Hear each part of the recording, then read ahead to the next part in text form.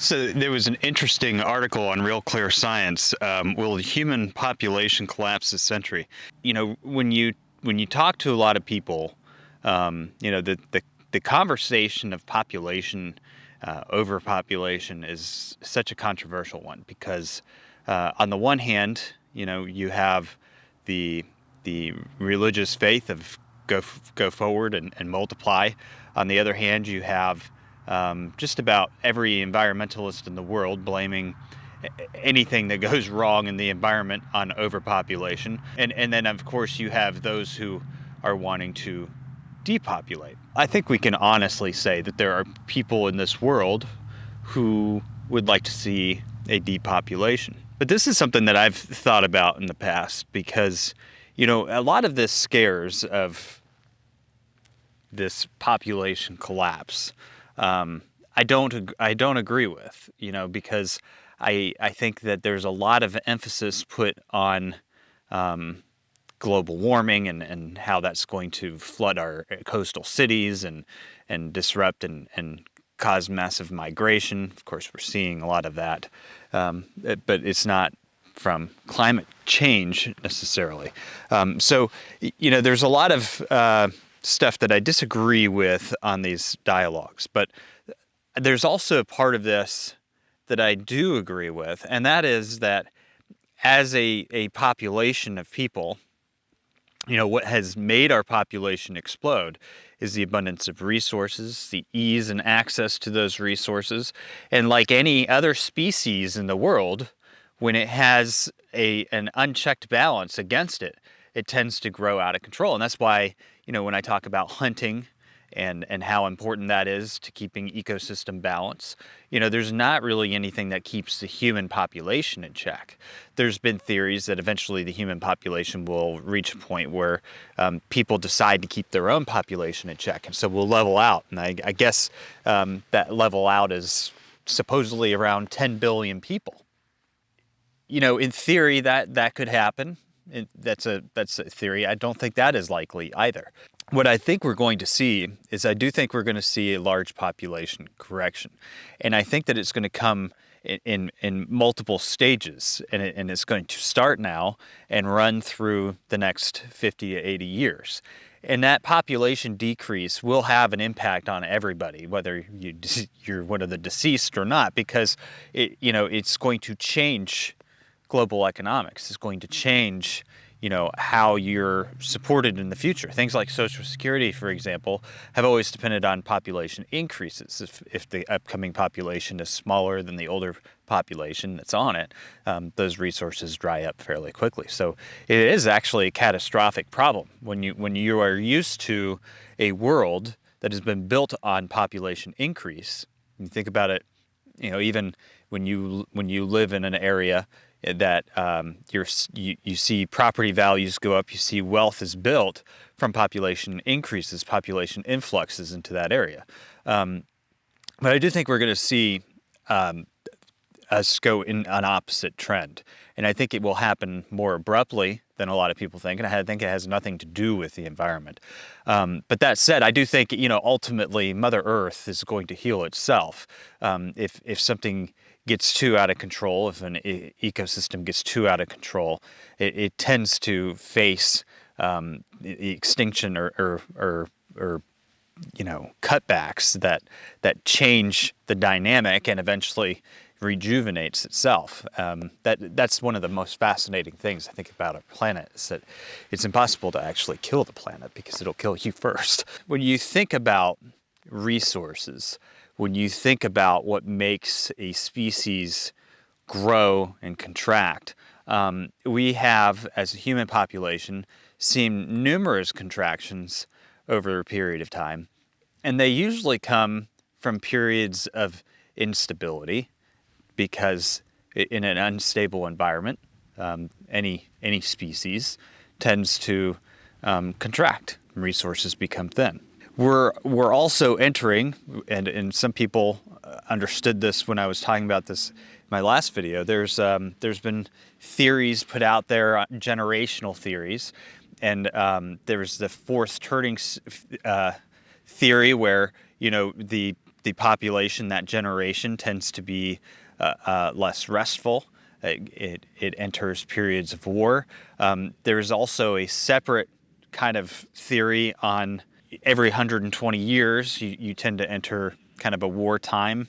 Now, talking about the wars, so I was interested then if wars also start in certain intervals and certain cycles. And indeed they did. And that's why we discussed, I think about a year or 2 years ago, that in the second decade of the new century, always new wars start. But what happens is you have different cycles. So that is when a long-term cycle bottoms and the world becomes dangerous. So that cycle already moved up. And that's probably why we have a war in Ukraine and Russia. But then we discussed that more cycles are turning up in the second half of this year. And that's what you're getting now. Just to explain a little bit how this works. Now I have to go into sunspots. Sunspot is the electricity of the sun. There is a cycle which is about 11 years long, and when the sunspot is very intense, then you get people are very excited. Greenspan once talked about exuberance. He says, I don't know why the market goes up, but there is irrational exuberance. There was irrational exuberance because the cycle was up for the sunspots. And predicting the big down move in 2007-8 was very simple because at that time we got the lowest intensity of sunspots there was. Now, on top of these long-term cycles, if you do research about small conflicts and revolutions, you find that there's a very good correlation between a high intensity of the sunspots, which, by the way, create an electric field over here, an electromagnetic field. And that electromagnetic field influences water. And since our brains are 80% of water, we're being influenced without even knowing it. So markets go up and down based on the intensity of sunspots and smaller things. So my work actually now lately is predicting when cycles bottom and financial markets go up and when financial markets goes down. I did it for Goldman Sachs a lot of years. Now I do it for my own firm. But I still have my research about wars. And so the two reasons why we're in this situation. One is that the long-term cycle for wars is up, and the short-term is up because there's a high intensity of sunspots. You asked me 10 years ago if World War III was a possibility, I would have said, heck no. But if you asked me that now, I'd say we're in it. The mindset of people changes over a period of time.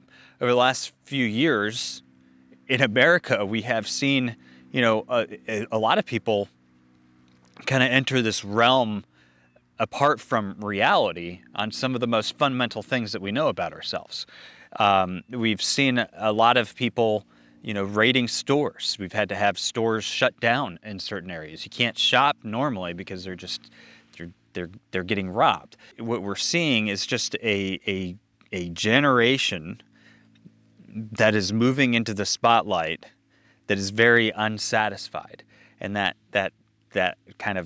being unsatisfied, boredom, whatever you might want to call it, it's kind of creating chaos. There's less morals, less values, and that is the type of environment that makes war a lot easier. We were listening to, or I was reading about Germany the other day, and they said that civilians need to prepare themselves for the fact that war is here and can occur in their country. That's the reality that we're facing today, and people are acceptant of it.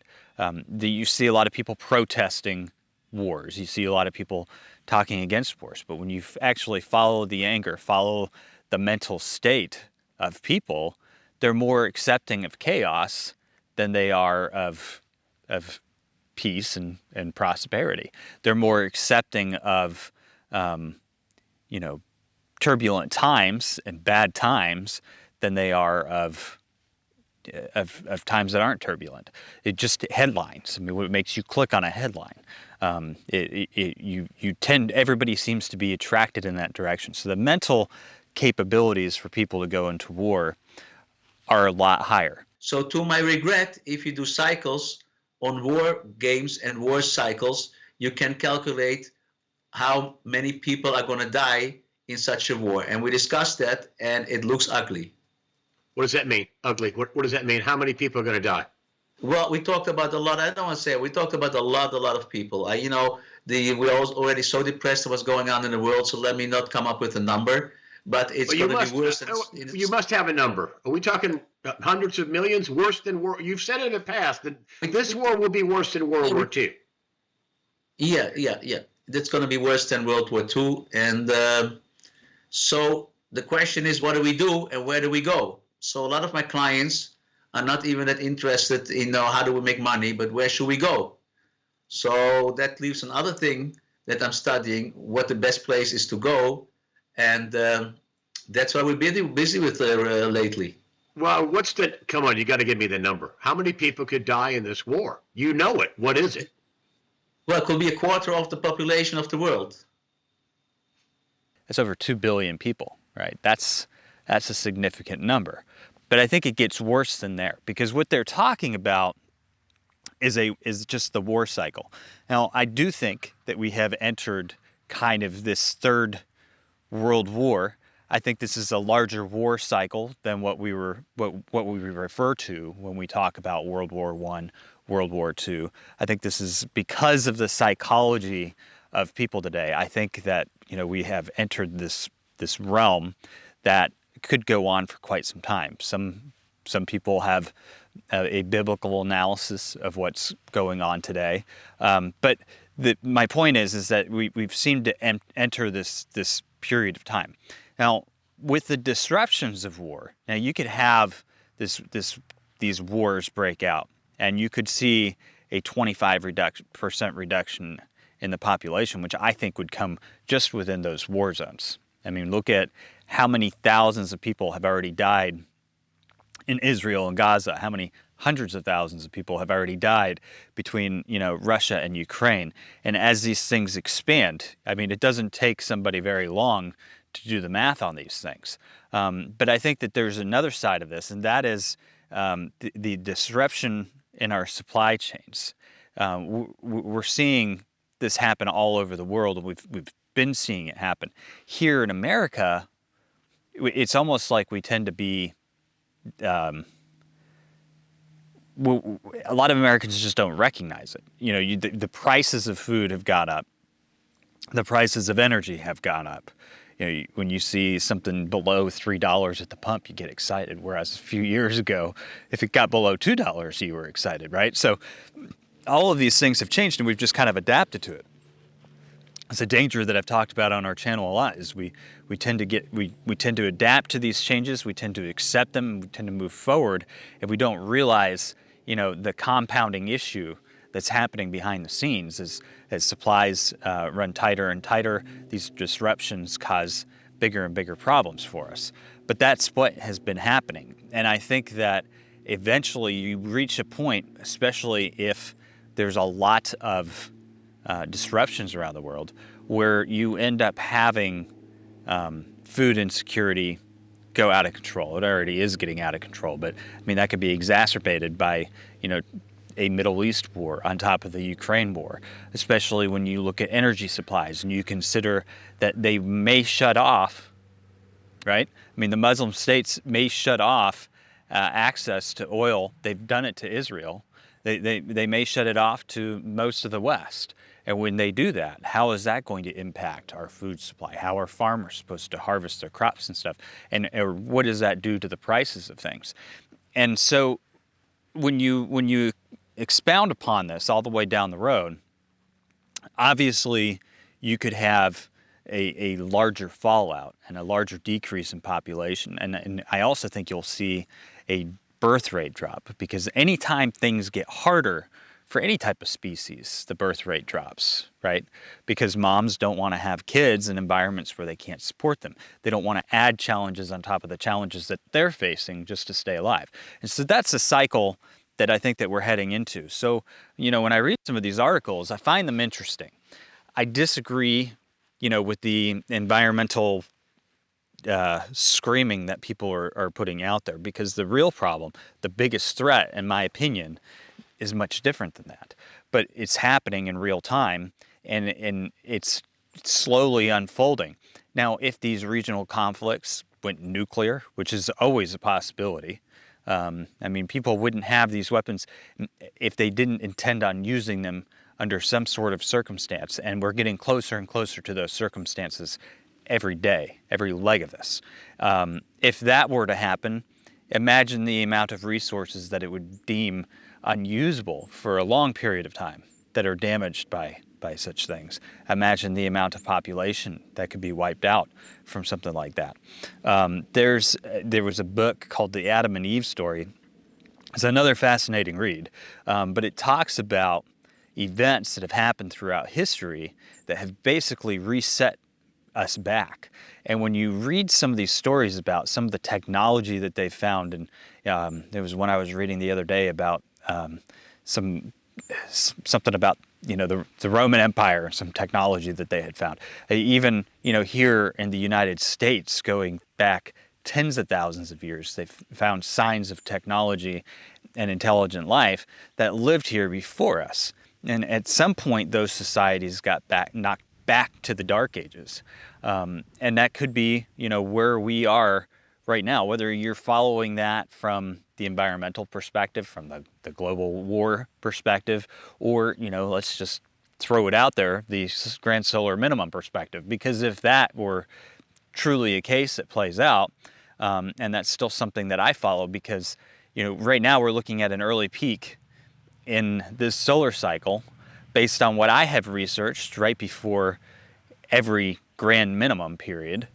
There has been an early peak in the solar cycle, an early strong peak, and then it just withers, right? And then you go into these solar cycles, and that just a change in our solar cycle. This is how fragile society is. Just that little change would impact global weather to the extent that there is no way we could possibly feed 8 billion people. I mean, right now, if you look at the amount of resources that we're having to utilize to manage and care for all of the people on the planet, I mean, eventually those resources will run out. So add on top of that something that is beyond our control, like a grand solar minimum event, where food production is cut back 15, 20, 30% because of natural occurring events that have occurred over and over again. My point is that these things are going to happen. There's no question in my mind that it's going to happen. It has happened again and again and again. And I think that's one of the things about the Adam and Eve story, is it talks about these cycles. And that story, I mean, they're pretty much an entire global reset. I don't know if we're there, but I do think that we are in a depopulation cycle. I do think that a lot of it is going to come from global conflict, and I think that even if that never plays out, we're still kind of on that path right now, because our population is beyond the available resources. And I realize that we're always pumping out new technology. We can, eat bug bars and all of that fun jazz, but eventually, we're going to be put back into our place, because that's how the world works. God created balance. God created all of this to work within a certain realm, and He gives us intelligence. He gives us the means, but eventually, especially when we get to the point where we're trying to play God ourselves, there's a reset to all of that. Anyway, in my opinion, and I don't know what you guys think about all this, but in my opinion, I kind of feel like we're heading in that direction, and now's the time to be prepared, because I think a lot of this is starting in our lifetime, and will continue through our kids and our grandchildren's lifetime. And the best that we can prepare ourselves and teach our kids and teach our grandkids, the best that they will be prepared for the cycles that lie ahead.